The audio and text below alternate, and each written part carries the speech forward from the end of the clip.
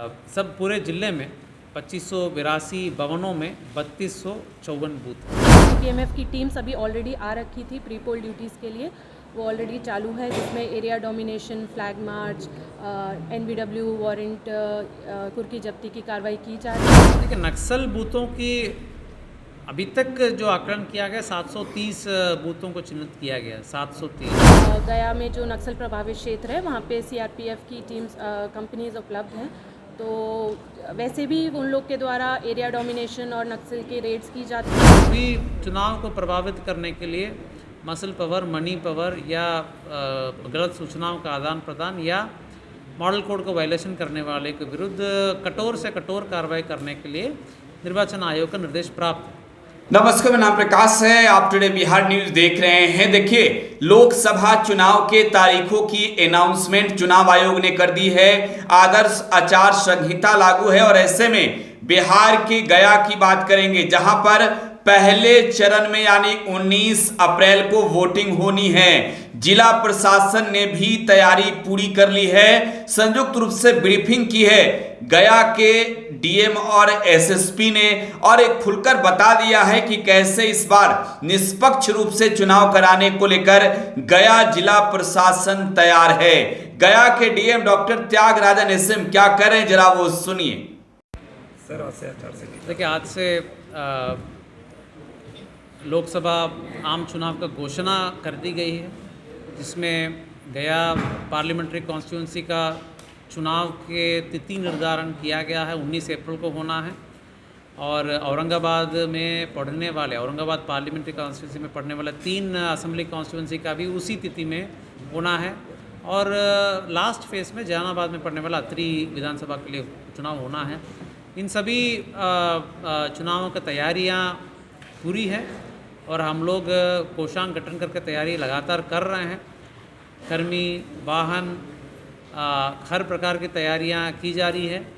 और इस बार विशेष तौर पर जो भी चुनाव को प्रभावित करने के लिए मसल पावर, मनी पावर या गलत सूचनाओं का आदान प्रदान या मॉडल कोड को वायलेशन करने वाले के विरुद्ध कठोर से कठोर कार्रवाई करने के लिए निर्वाचन आयोग का निर्देश प्राप्त है। इस पर व्यक्तियों को चिन्हित की जा रही है, असामाजिक तत्वों को चिन्हित की जा रही है जो चुनाव को प्रभावित कर सकते हैं और अदतन अपराधी रहें। तो वैसे व्यक्तियों को रूथलेसली उनके विरुद्ध कानून के दायरे में कार्रवाई करने के लिए सभी शक्तियों को प्रयोग करने के लिए हम लोग ने सभी पदाधिकारी को निर्देश दिया है।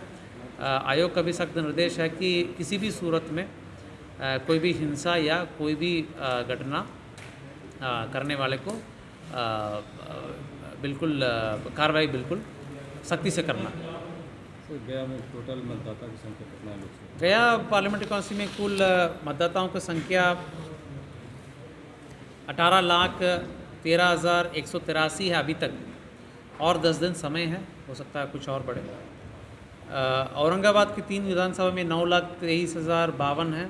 जहानाबाद के 1 विधानसभा में 3,16,226 है। और जो बूथ हैं वो गया पार्लियामेंट्री कॉन्स्टिट्यूंसी में आपको सब पूरे ज़िले में 2582 भवनों में 3254 बूथ हैं। और जो 18 से 19 आयु वर्ग का वोटर्स हमारा यहाँ 31,000 है, जो काफ़ी संख्या इस बार बढ़ाई गई है। महिला वोटर्स की संख्या भी काफ़ी बढ़ाई गई है अभियान चलाकर। और इलेक्ट्रल रोल का प्यूरिफिकेशन का जो एक्सरसाइज है वो भी बहुत ही मेटिकुलसली इस बार की गई है। मतदान केंद्र की तैयारी भी लगभग पूर्ण है और तैयारी की जा रही है, और लोगों को जागरूक करने का काम भी लगातार किया जा रहा है। सर, बहुत सारे ऐसे नक्सल प्रभावित इलाके में भवन भी बनाए गए हैं जिनको चिन्हित किया गया है, उनकी संख्या कितनी है? देखिए, नक्सल बूथों की अभी तक जो आकलन किया गया 730 बूथों को चिन्हित किया गया, 730। लेकिन इसका आकलन हम लोग कर रहे हैं, इसकी संख्या बढ़ घट सकता है। सर, कई ऐसे भी गया और औरंगाबाद लोकसभा में है कि जहां लोग वोटिंग करने के लिए काफ़ी दूर तक सफ़र करना पड़ता है, ऐसे लोगों के लिए क्या जिम्मेदारी तक नहीं? बिल्कुल, इस पर अगर कोई जानकारी ऐसा है आपको कि नहीं जो निर्धारित मानक से ज़्यादा जाना पड़ रहा, आना पड़ रहा है, बिल्कुल आप संज्ञान में लाएगा, उसमें जो उचित कार्रवाई है उसको हम लोग करेंगे। जैसे कि सर अभी झिगरा थाना क्षेत्र में जो है अनवर से लिया आता है उसके लोग 22 किलोमीटर सफ़र करना पड़ता है। वहीं इमामगंज प्रखंड के जो मल्हारी पंचायत है वहाँ के भी खड़ाओं और टूटीटाड़ के लोगों को 22 किलोमीटर घूम कर आना पड़ता है बारहा होकर, और नहीं तो फिर पहाड़ के रास्ता से 8 से 10 किलोमीटर का सफ़र करना पड़ता है। देखिए, इसमें आप जहाँ बता रहे हैं वहाँ पर बूथ सिक्योरिटी कारणों के चलते शिफ्ट किए जाते हैं, तो उस परिस्थिति में डिस्टेंस बढ़े जाने का बात आप कर रहे हैं, इसकी पूरी तरह हम लोग देख लेंगे, जांच कर लेंगे। अभी भी समय है, जो वोटर्स की सुविधा हो और सुरक्षा के हिसाब से सही हो वो किया जाए। सर, होली पर्व त्यौहार है और जो भी यहाँ धरना प्रदर्शन है उसके लिए अनुमति ली गई, क्या इसके लिए? देखिए, कोई भी धरना प्रदर्शन या कोई भी राजनीतिक दल के प्रचार या रैली बिना परमिशन का नहीं हो सकता है, ये स्पष्ट है। और जहाँ तक होली पर्व की ये है, सांस्कृतिक कार्यक्रम जो नॉन पॉलिटिकल होगा और विधिवत सभी मानकों को पूर्ति करते हुए सभी परमिशन लिए गए होंगे, उनके लिए ये आचार संहिता लागू नहीं होगी। हाँ, आगामी लोकसभा चुनाव 2024 के संदर्भ में आज से आचार संहिता लागू की गई है और वरीय पुलिस अधीक्षक गया के निर्देशानुसार गया पुलिस की दृढ़ता रहेगी कि आगामी लोकसभा चुनाव 2024 शांतिपूर्ण, निष्पक्ष रूप से एवं बिना किसी वायलेंस के गया जिला में कंप्लीट हो सके। यही हम गया पुलिस का प्रायोरिटी रहेगा और इस संदर्भ में जितने भी चेक पोस्ट हैं उनको चालू कर दिया गया है और जो रह गए हैं वो भी तुरंत चालू कर दिए जाएंगे और विधि व्यवस्था का भी ध्यान दिया जाएगा। एवं जो CPMF की टीम्स अभी ऑलरेडी आ रखी थी प्री पोल ड्यूटीज़ के लिए, वो ऑलरेडी चालू है, जिसमें area domination, flag march, NBW warrant कुर्की जब्ती की कार्रवाई की जा रही थी। आगे इसको और दृढ़ता से करा जाएगा। नक्सल प्रभावित क्षेत्र में क्या?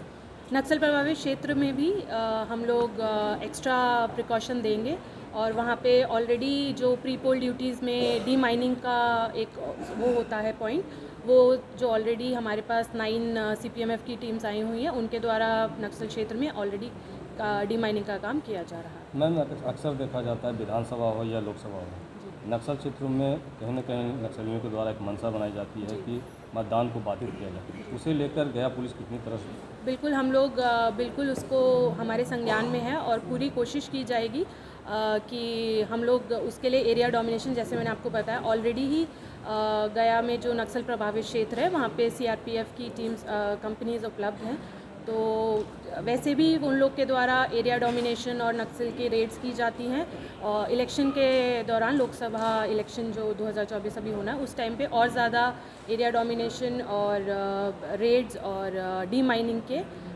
एक्टिविटीज़ की जाएंगी। ऐसे में मैम, लोकसभा चुनाव के दौरान में नक्सलियों के द्वारा मतदाताओं को भी डराया जाता है, धमकाया जाता है मतदान नहीं करने के लिए, उसको लेकर गया पुलिस किस तरह से जागरूक? बिल्कुल, जो हमारे थाने हैं वो उसमें थानाध्यक्ष SDPO से लेकर CRPF सबका यूज़ किया जाएगा और इंश्योर किया जाएगा कि ऐसा ना हो। मैम, लोकसभा चुनाव में गया जिले के 10 विधानसभा क्षेत्र हैं, जिसमें औरंगाबाद संसदीय क्षेत्र या फिर गया लोकसभा संसदीय क्षेत्र में झारखंड के बॉर्डर इलाके आते हैं, उस पर क्या किया जाएगा पुलिस? हाँ, जो भी हमारे अंतर्राज्यीय बॉर्डर है उस पर ऑलरेडी चेक पोस्ट चालू कर दिए गए हैं, अंतर्राज्यीय जो कि 5 है, एवं उनमें ऑलरेडी चेक पोस्ट चालू कर दिए गए जिसमें डिफरेंट टाइम पर चेकिंग लगाई जाती है और जो भी वहाँ से अगर अवैध शराब आ रही है या कुछ भी ऐसा आ रहा है उसको पकड़ा जाता है और विधिवत आगे कार्रवाई की जाती है।